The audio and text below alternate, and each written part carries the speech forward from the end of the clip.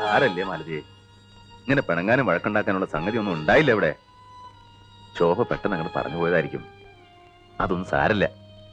ഞാനാണെ വിശപ്പുകൊണ്ട് നേരെ അങ്ങോട്ട് വന്ന് കേറുകയും ചെയ്തു. എനിക്കിത് സഹിക്കാൻ വയ്യ.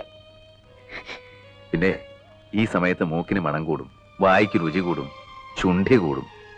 ശ്രീകുട്ടിയെ ഗർഭണ്ടായ കാലത്ത് നീ എന്തൊക്കെ ചുണ്ടിത്തരങ്ങളാ കാട്ടിക്കൂട്ടിയെ. അന്ന് നിന്റെ മണം പിടിക്കില്ല എന്ന് പറഞ്ഞ് പിന്നെ കൊണ്ട് ചന്ദനത്തൈലം പൂച്ചോളാ നീ. അന്ന് എനിക്ക് ഇവൾക്ക് ഗർഭമൊന്നുമില്ല, അഹങ്കാര. ഇനി ഇവിടെ ജീവിക്കാൻ എനിക്ക് വയ്യ. നമുക്ക് എങ്ങടെങ്കിലും മാറാം. ഒരു കൊച്ചു വീട് മതി. എന്താ മാലതി ഈ പറയണേ? പിന്നെ ഇവിടത്തെ കാര്യങ്ങൾക്ക് ആര് നോക്കും?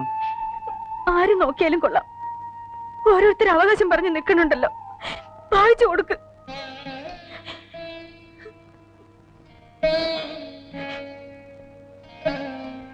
ഈ കുടുംബത്തെ 4 കുറ്റി, 4 അതിര്.